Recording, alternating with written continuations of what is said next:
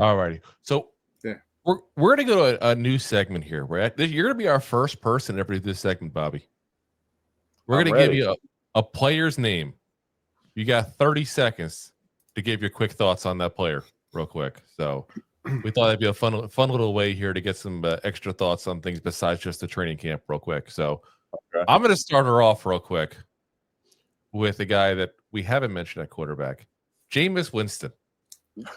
As advertised, he, in practice today, it's like, who are you throwing to? And then it's like, all right, he just threw a ball up for little Jordan Humphrey, and he made the play. I think he knows what he is. He's there to make aggressive throws, and that's it. As a backup, it's fun. If he ever has to start more than like 3 games in a row, I'm not going to be having as much fun as people say they do when they watch Jameis. Fair enough. JMS. Be above average. You don't need to be great. Be above average. If you're above average, you're a player we can bring back on a reasonable deal. If you're below average, then we're looking to upgrade from you in the very near immediate future. I like JMS coming out of Minnesota, and he just hasn't lived up to what we thought he would be. We were huge on him. I still can't believe it. But yeah. Big fall from grace. Speaking of wrestling, it's like, draft the wrestlers at O-line, and then the one who doesn't pan out the way you thought, it ends up being JMS. Breaks my heart. Jevon Holland.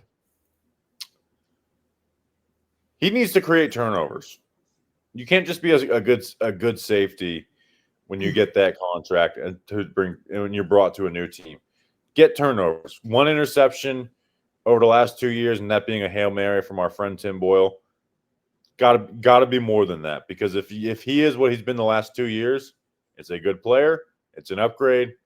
It's not what the Giants signed up for. So he needs to become more of a playmaker. You hit him on a little brief before about Cordell Flott. You might have just stumped me. I don't know what to think of Cordell Flott, where it's like he switched between nickel and outside. He's super skinny. He can't really play run defense. He's not terrible in coverage. He has some like nice moments, but he also, when he's targeted often, he just doesn't really perform. And now he's battling with Deonte Banks. I guess he describes the perfect backup corner. He could play both positions. He's not that, the perfect backup corner is how I describe Cordell Flott. So hopefully Deonte Banks wins that job so Flott can fill that role. So it's funny, whenever we mention Cordell Flott, I still think of this the story on draft night, because that's before Rob and I started our show, and I was watching you, and you're flipping out. Like, I do all this goddamn work, and it's Cordell Flott. I had a 5th round grade of this guy. That draft was nuts. Like you said, you do all this prep, and then it's like, I don't know who this guy is. Like, what the hell is going? Like, damn it! Like, I want to give the listeners informed information, and I'm just sitting here just like you guys. I don't know who this is. Yeah, we every year it happens to somebody. So if we do like about 150 players, we'll scout before every single draft, which I think is more than most shows do. Even I know Joe Shane's made it easy though, because he only drafts top 30 visits. So this year, because of the wedding and then the new show stuff, it's the most unprepared I've ever been for a draft. Had all the Giants draft picks because it was just Giants top 30 visits. All right, yeah, one more each. Then Bobby's got to head on out there. He's got to get a little sleep for next day on training camp here. Wan'Dale Robinson. Ooh, that was mine too. He is what he is. He's a slot wide receiver. I don't believe that he has this big downfield threat that's being held back by the quarterbacks that they've had over the last couple of years. I think he is what he is. I think he'll benefit from a deep passing attack because it'll give him more space underneath, not because he's going to be getting these 30, 40, 50-yard plays.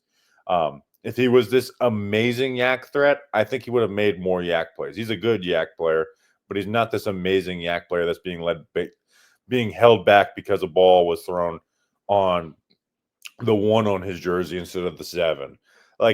So he is what he is. He's a slot player. He can get some more options down the field, but I don't know how his production will be, but it'll be interesting to see how he can do with more space underneath. Yeah, we always talk about depth target with him. 3.8 yards depth target last year. That's not enough. That's difficult, especially when you're in the middle. You got everybody around. I don't want it to be high either, but it's like you said, 3.8. Even get a 5 or 6. That would be a huge difference. It wouldn't be like bottom 5 in the NFL, but what last year was ridiculous. Yeah. All right, Rob, take us home. We're a little past our time with them, so go quick. Oh, jeez. All right. Put you on the spot. You put me right in the spot. All right. Well, boss. I took yours. I took yours. You did take mine. Then I put you on the spot. So let's go Hyatt. Let's go Hyatt. Hyatt, I'm not buying the hype. He didn't get any first-team reps. He's not a good receiver. He's fast. So when he does catch passes, it's exciting because they're down the field, but he's just not a good receiver. Really, the only time you throw to him is as an alert. You can't put him in the front of progressions because he's going to be in the wrong place because he can't get off press. He's not sharp, so you can't put him in the slot. Russ is a great fit for him, but in reality, I think he's a max 500-yard guy in the NFL, max. I'm thinking 300. I'd be happy at this point. Yeah, again, that's me being optimistic. Funny. Let's break 100. Let's break 100 even. Let's do it. We can do it. Yeah. Get one touchdown. That's all we're asking. All righty. Well, Bobby, like I said, we're going to let you go, man. I know you got to get ready for a big day tomorrow there again as well. Appreciate you having, coming on the show there. Appreciate you, always supporting the show as well. Definitely much appreciated. Do me a favor, before we let you go, let everybody know where they can find, especially if maybe somebody doesn't know too much on the new show you have there the last couple months there. Let everybody know where they can find your stuff there. Yeah, I had a few people today like, oh, I didn't know you had a new show. It's just Giants Nation Show. You search that, it should show up. Enjoying some time in Jersey. Dude, I love Florida. Want to live in Florida for the rest of my life. It is nice to get 2 weeks out of the humidity up here. So, we'll be at training camp, all that good stuff. And appreciate you guys. And again, congrats on the milestone. No, I appreciate it. And we're going to put also in the chat, we're going to put the link to Bobby's new channel as well. So anybody who hasn't found it yet, by all means, go there, subscribe. If you don't, shame on you. Tisk. All right, Bobby, again, appreciate it, man. Thank you for coming on. Thank you, guys. See ya. Have a good one, man. Thank you. Thanks for watching. Like the show? Of course you do, or you would have turned it off by now and not be hearing me. There are plenty of ways to support the show. YouTube is the best place to join us, and we offer memberships there with fun benefits like custom emojis and early access to video clips. Of course, there you can also send super chats and stickers to send one-time support payments. The best way to support the show is to buy these drunk idiots beers at buymeacoffee.com/2giantgoofballs. Along with one-time support payments, there are also monthly plans, so you can continue to help kill their livers each month. You can also show people that you are a goofball by visiting our store at 2giantgoofballs-shop.fourthwall.com. We got everything from shirts, hats, phone cases, funny candles, buttons, stickers, and even a 2 Giant Goofballs towel to dry off your goofballs. Of course, you can always support the show for free by simply hitting the like, subscribe, and share button wherever you are watching or listening to this. Hit the thumbs up on YouTube. Leave a 5-star review on Apple Podcasts. It helps the show tremendously, and quite frankly, the goofballs suck at marketing and need your help to get the word out. Thank you for being part of the Goofball Army and for taking the time out to support the show. If you like that clip, then you will love the full episodes too. Find us on your favorite podcast app and look for us on all your favorite social media platforms. Thanks so much. Please, I'm begging you. Please subscribe.